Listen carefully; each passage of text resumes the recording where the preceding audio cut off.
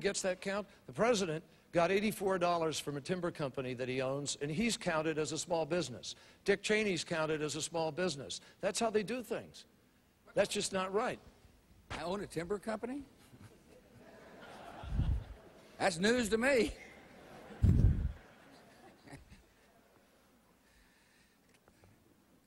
Need some wood? Most small businesses are subchapter S corps. They just are. I met Grant Milliron, Mansfield, Ohio. He's creating jobs. Most small businesses, 70% of the new jobs in America are created by small business. His taxes are going up when you run up the top two brackets. It's a fact. President Bush, the next question is for you, and it comes from Rob Fowler, who I believe is over in this area.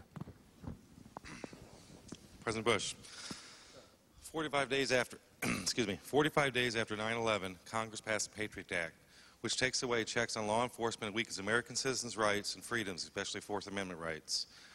With expansions to the Patriot Act and Patriot Act 2, my question to you is, why are my rights being watered down and my citizens around me, and what are the specific justifications for these reforms? Yeah, I appreciate that. I really don't think your rights are being watered down. Matter of fact, I wouldn't support it if I thought that. Every action being taken against terrorists requires court order, requires scrutiny. As a matter of fact, the tools now given to the terrorist fighters are the same tools that we've been using against drug dealers and white-collar criminals. So I really don't think so. I hope you don't think that. I mean, because I think whoever's the president must guard your liberties, must not erode your rights in America. The Patriot Act is necessary, for example, because parts of the FBI couldn't talk to each other. The intelligence gathering and the law enforcement arms of the FBI just couldn't share intelligence under the old law. And that didn't make any sense. Our law enforcement must have every tool necessary to find and disrupt terrorists at home and abroad before they hurt us again. That's the task of the 21st century. And so I don't think the Patriot Act abridges your rights at all. And I know it's necessary. I can remember being upstate New York talking to FBI agents that helped bust the Lackawanna cell up there. And they told me they could not have performed their duty, the duty we all expected them, if they did not have the ability to communicate with each other under the Patriot Act. Senator Kerry, minute and a half. Former Governor Roscoe, as chairman of the Republican Party, said he thought that the Patriot Act has to be changed and fixed.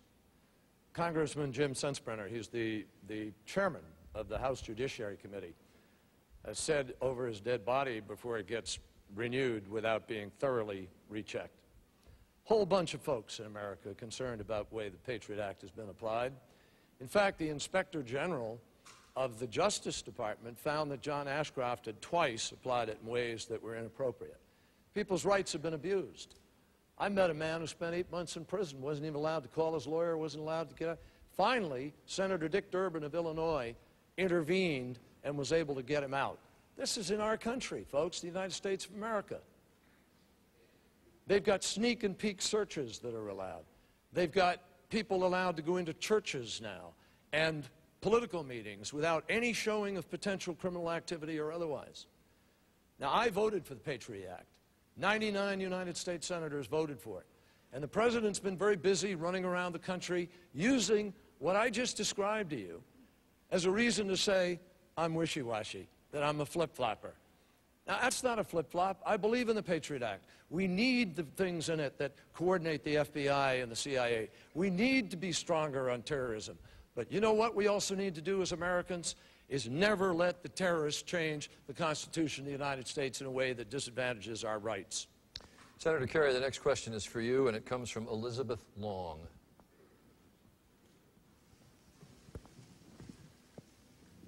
Senator Kerry, thousands of people have already been cured or treated by the use of adult stem cells or umbilical cord stem cells. However, no one has been cured by using embryonic stem cells. wouldn't it be wise to use stem cells obtained without the destruction of an embryo? You know, Elizabeth, I really respect your the feeling that's in your question. I understand it. You know, I know the morality that's prompting that question, and I respect it enormously. But like Nancy Reagan and so many other people, you know, I was at a forum with Michael J. Fox the other day in New Hampshire, who's suffering from Parkinson's, and he wants us to do stem cell, embryonic stem cell. And this fellow stood up, and he was quivering. His whole body was shaking from the nerve disease, the muscular disease that he had.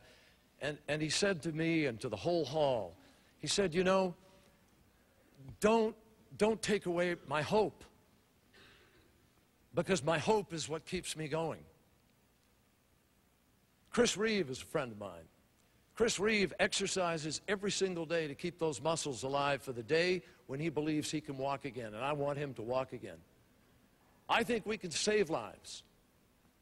Now, I think we can do ethically guided embryonic stem cell research. We have 100,000 to 200,000 embryos that are frozen in nitrogen today from fertility clinics.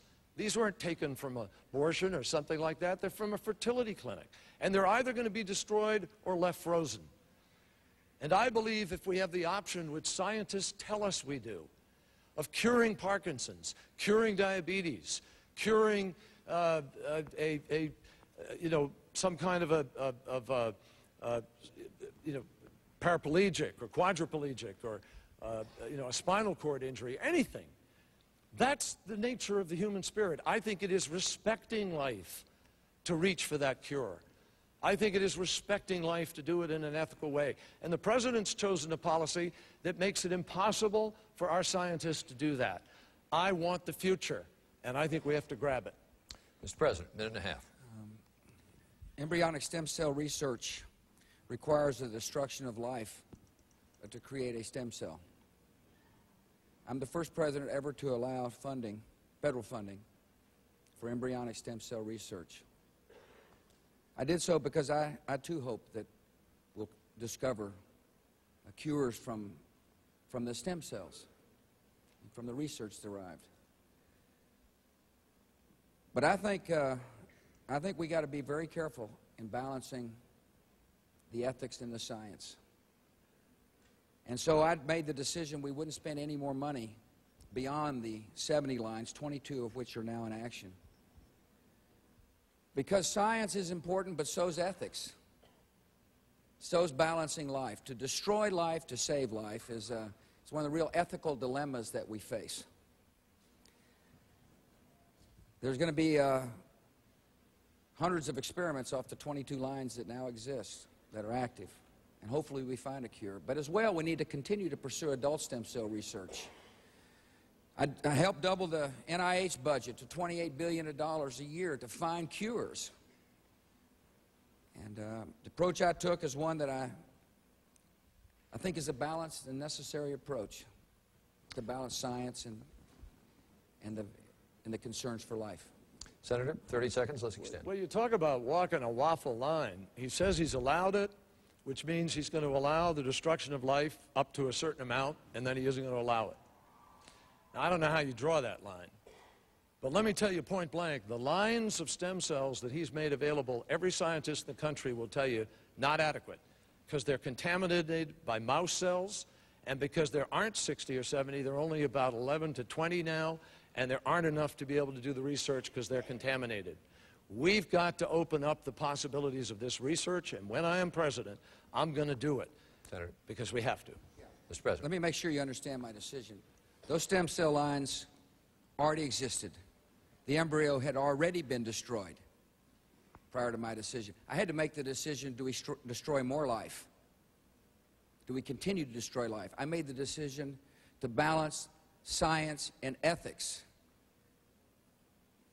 Mr. President, the next question is for you, and it comes from Jonathan Michelson. Over here. Mr. President, if there were a vacancy in the Supreme Court and you had the opportunity to fill that position today, who would you choose and why? I'm not telling. I really haven't picked anybody yet. Plus, I want them all voting for me. I would pick somebody who would not allow their personal opinion to get in the way of the law. I would pick somebody who would strictly interpret the Constitution of the United States. Let me give you a couple of examples, I guess, of the kind of person I wouldn't pick. I wouldn't pick a judge who said that the Pledge of Allegiance couldn't be said in a school because it had the words "under God" in it. I think that's an example of a judge allowing personal opinion to enter into the decision-making process as opposed to strict interpretation of the Constitution. Another example would be the Dred Scott case, which is where judges years ago